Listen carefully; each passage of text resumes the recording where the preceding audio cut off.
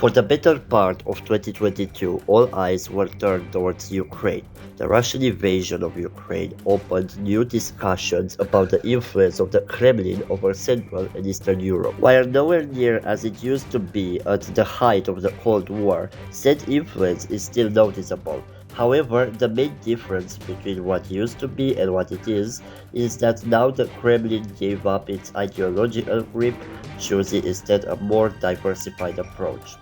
In the Western Balkans, the Kremlin's biggest ally is undisputedly the Republic of Serbia. Although not an obvious one, Serbia too represents a possible threat for European stability due to its tensioned relation with its neighbors, and especially with the Albanians. However, in the recent years, Serbia and its neighbor to the south, the Republic of Albania, stunned the political commentators by choosing a political reapproachment. The open Balkans, meant to be a mini Schengen area in the former Yugoslav space, now seems a solution for the turmoil in a region plagued by inter-ethnic animosity. The level of involvement that the Serbian leadership had in this project is the topic of another video. However, it is safe to assume that the open Balkans have been, at least to an extent, the child of Albanian Prime Minister Edi Rama, about whom we already talked extensively in one of our previous videos. However, as surprising as such a project is, it raises the obvious question: what about Kosovo? After all, Serbia still doesn't recognize it as anything other than one of its own provinces, and many Albanians still hope that the two republics might one day merge in a united Albanian state. The approachment between Kosovo's greatest ally and greatest foe seems to put the little country in a state of limbo, which is reflected in the Republic's policies. I am your host Vlad. Join us today as we look into the politics of Kosovo and its relation with its supposed benefactor, as we try to answer the question: did Edi Rama and Albania abandon Kosovo?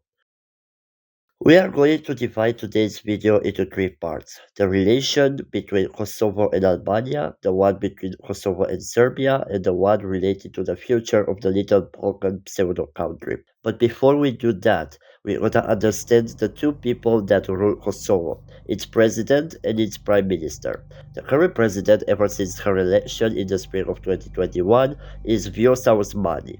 Osmani, a jurist and a very important member for Kosovo's Declaration of Independence of 2008, is currently a very appreciated and well-viewed politician in all of Kosovo. She is seen as a person who sticks to her moral values and who went as far as to abandon her previous party, the Kosovo Democratic League, out of pure disagreement with the direction it was heading in. For the context, the TDL used to be one of the most influential parties in all of Kosovo. Osmani left it when it formed a coalition with another influential party, the Democratic Party of Kosovo. Osmani then went ahead to make her own party, the Guzo.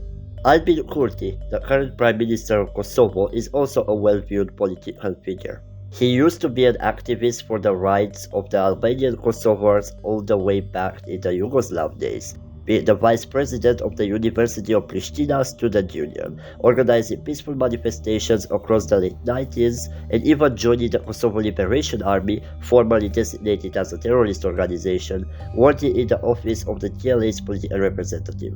For a short while, Kurti was arrested by Yugoslav authorities, beaten and detained in a prison in Serbia, before eventually being allowed to leave. Across the early 2000s, Kurti continued his activist career, forming his own party, the Veta Vedoze. Kurti would continue his political career until 2021, when he would finally win the election in a landslide, together with his coalition partner Vjosa Osmani. Thus, the former became prime minister and the latter president. Thus, ever since 2021, Kosovo has been led by a group of nationalist, anti-Serbian progressives, who campaigned on anti-corruption and on a further economic development in their country. This, as it seemed, worked, as the GDP is the highest it has ever been since independence, and living conditions had become better. However, on the diplomatic front, Kosovo has started to sever ties with what should have been by far their closest ally, Albania. Albania, ruled by Edi Rama and caught in a political civil war ever since the fall of communism, did not have too much time to try to approach itself of Kosovo. The supposed fraternity between the same nation over the two sides of the border is where the relation between the two countries practically end. Accords have been signed, but very few are being implemented.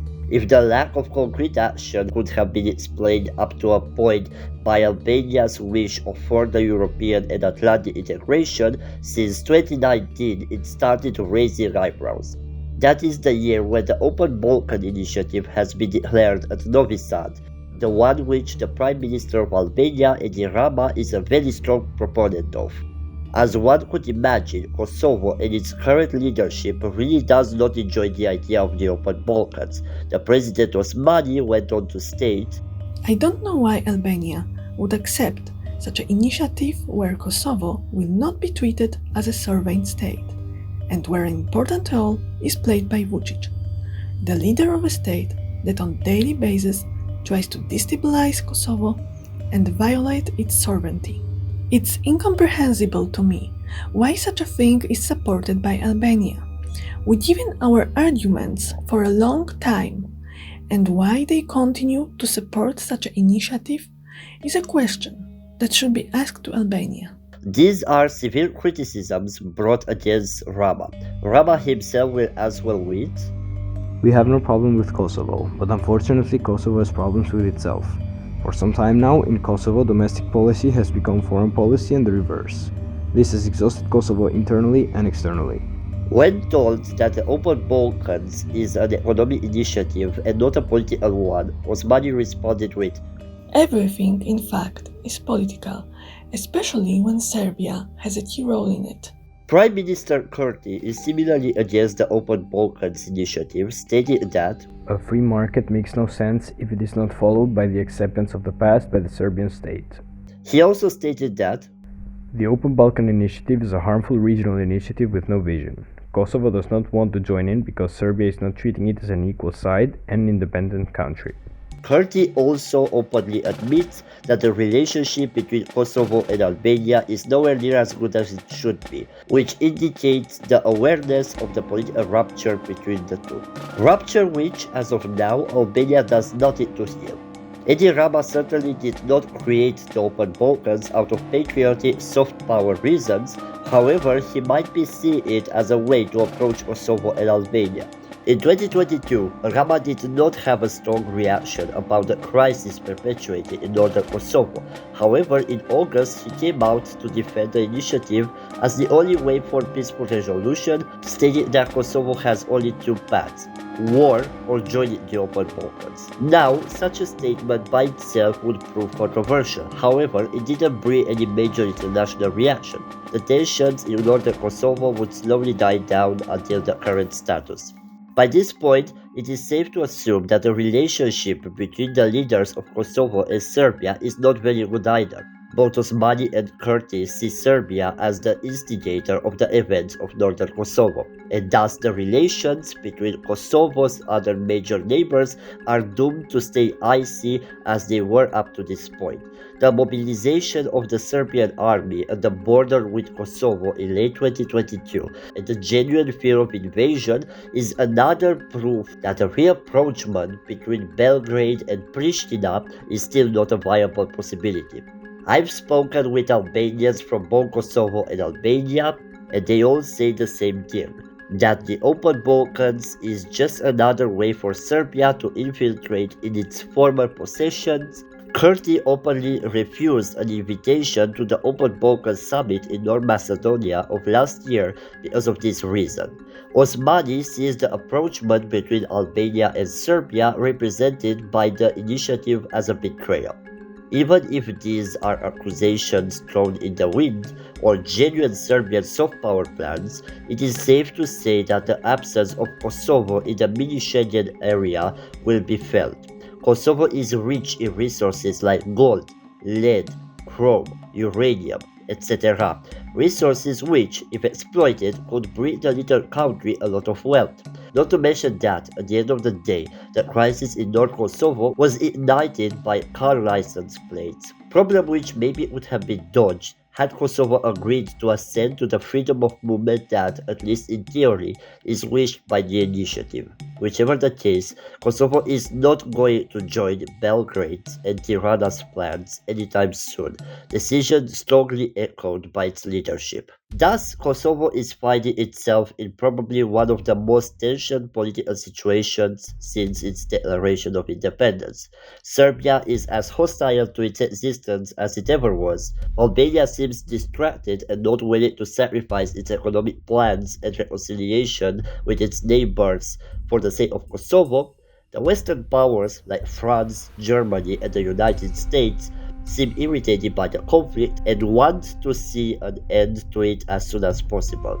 Towards the end of January 2023, the president of Serbia, Aleksandar Vučić, came out declaring that the West is forcing him to accept a joint Franco-German proposal, at the cost being the continuation of Serbia's European integration. The proposal would more or less normalize relations between Serbia and Kosovo, similar to how the Basic Treaty normalized the relations between the two Germanys during the Cold War. Vučić refused the offer. This might point to the EU's wish to end any conflict in the Western Balkans and of integrating the region into its sphere of influence, which only made more powerful after the Russian invasion of Ukraine, and also possibly indicated by the participation of Kurti, Vučić and Rama to the 2023 World Economic Forum meeting. Regardless, this doesn't say much about Kosovo's actual situation. Although Kurti has declared that he is still loyal to the Berlin process, the declaration that by its very nature contrasts with the scope of the Open Balkans initiative, for the time being Kosovo remains isolated. Kurti's and Osmani's attempt to try to bring Kosovo to fill the requirements of the European accession seems futile, as 5 EU members still do not recognize the little country. In addition, the strong and vocal Serb minority within Kosovo is mostly against European integration, and as the events of late 2022 have shown, the Serbs do possess the power to destabilize the country and cause significant turmoil. Without its best friend, and ever so nearer to its main dangers close, the leadership of Kosovo is forced to deal with the uncertainty of the future. Both Osmani and Kurti remain strong to their values, both towards European integration, against Serbian aggression, and towards Albania. Therefore, the question, did Albania abandon Kosovo? The best answer is, Kosovo rejected Albania. I've been your host Vlad, thanks for watching the Bucharest Times.